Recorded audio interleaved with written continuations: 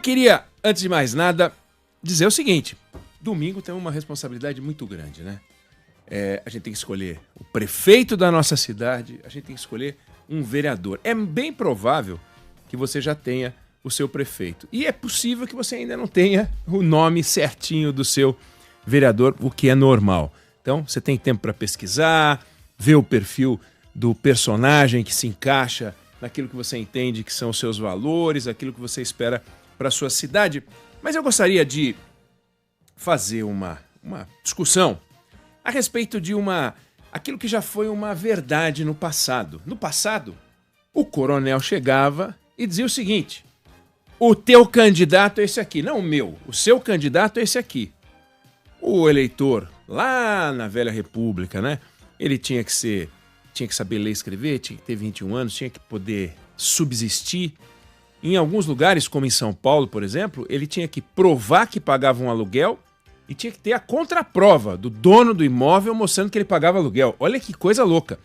Ou votava num lugar público, ou podia ser, se ficasse muito cheia a instalação, ele podia votar em algum endereço privado. Adivinha se não era na casa do coronel. Era na casa do coronel. Isso era muito comum. Obviamente, o tempo foi passando e o coronel passou a ser apenas um líder político, não o dono de todos os votos. Ainda tem coronelismo no Brasil. Claramente tem coronelismo no Brasil. E ele é materializado por intermédio das emendas parlamentares. Em muitos lugares, a compra de votos é uma tentativa dos políticos tentando levar para o seu reduto eleitoral uma obra que não necessariamente é a mais importante para o lugar, para a região, para o estado, ou mesmo para o Brasil. Sem política pública nenhuma por trás, em muitos casos, os líderes políticos conseguem levar uma sensação de que eles cuidam do seu povo, de que eles estão transformando. Então, tem alguns lugares, não há dúvida de que isso é uma discussão para a gente fazer de forma profunda, porque não há democracia no planeta Terra onde deputados e senadores tenham tanto dinheiro para distribuir para os seus redutos eleitorais. Isso não existe, isso só acontece no Brasil. E com isso eles conseguem transferir votos para aqueles que apoiam. Mas, e nos grandes centros? Qual é a capacidade de transferência de votos nos grandes centros?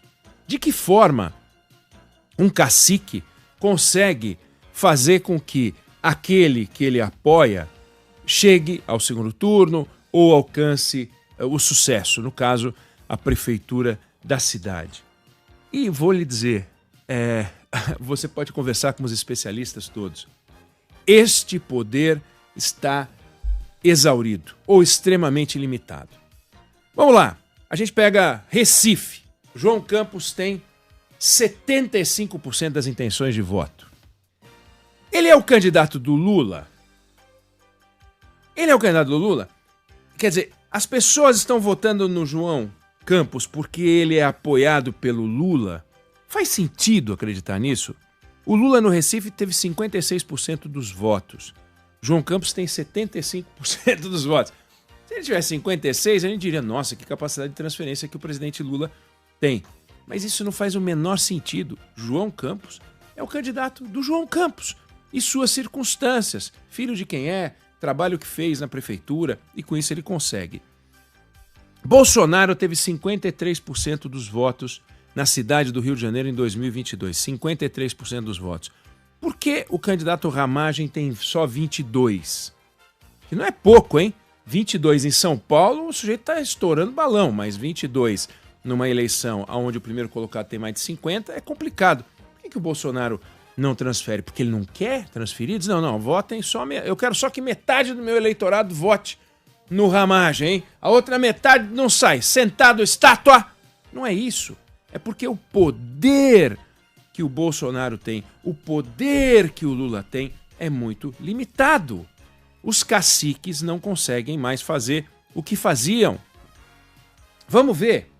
José Serra foi, em 2010, para o segundo turno com a Dilma Rousseff.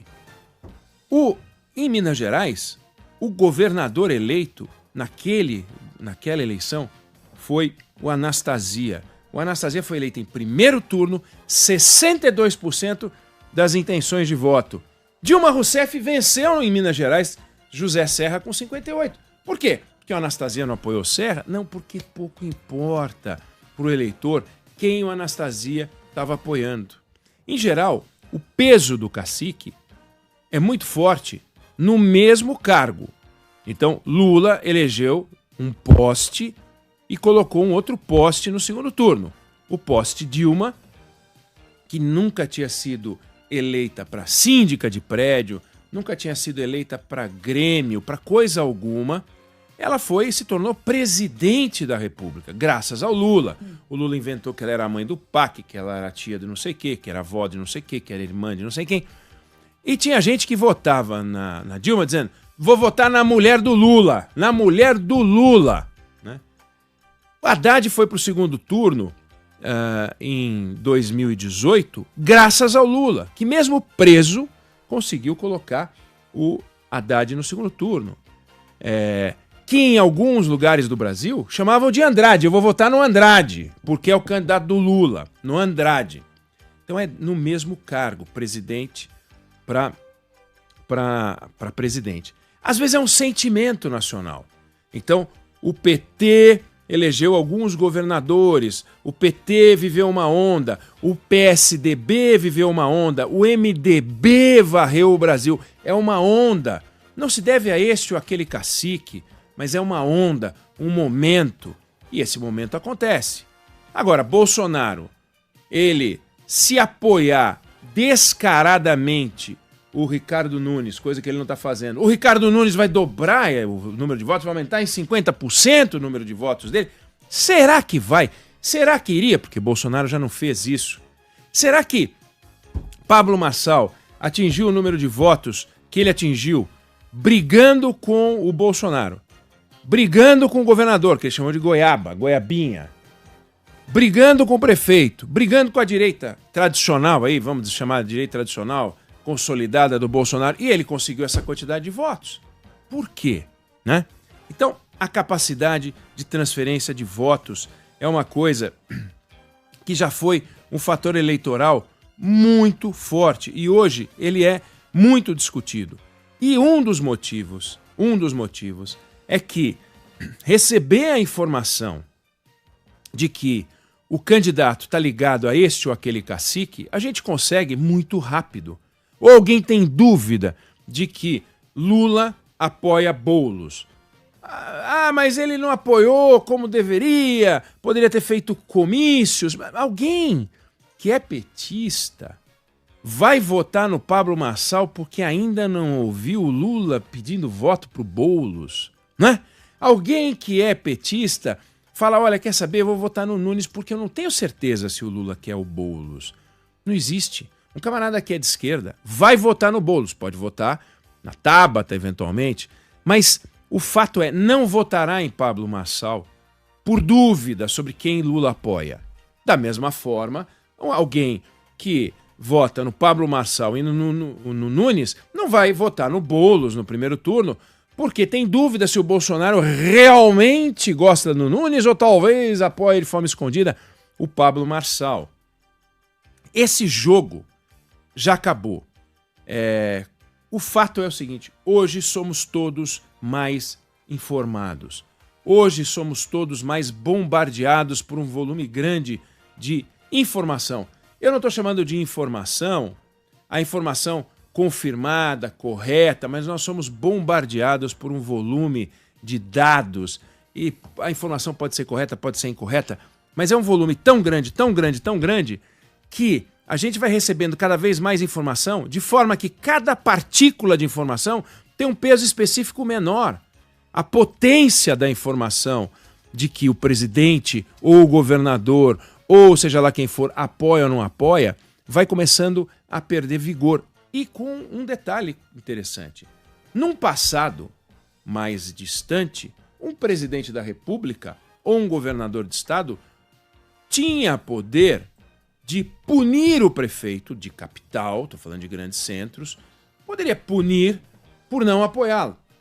Né? Poderia o presidente fazer uma punição. Agora imagina hoje Pega o candidato da direita, um candidato da esquerda. Pega o caso de São Paulo. O Pablo Marçal não se dá com o governador e não se dá com o presidente da República. Se ele for eleito, Lula e Tarcísio vão punir a capital, vão deixar de fazer acordos, vão deixar de fazer a obra do metrô, o BNDES vai deixar de colocar dinheiro em São Paulo, porque nós não temos o apoio. Não faz o menor sentido. Nunes está com Tarcísio, mas Boulos está com Lula. Quer dizer, se Boulos for eleito, o governo federal vai descarregar um saco de dinheiro em São Paulo e o governador de São Paulo vai dizer: tirem todas as obras e os tratores do governo estadual. Isso não vai acontecer. Como também não vai acontecer se Nunes for eleito, ele ligado a Tarcísio, e Tarcísio dizendo, assim como Lula, mas Tarcísio dizendo: o importante é estar alinhado o governador com o prefeito. Eles não podem estar alinhados em partidos diferentes? Claro que podem.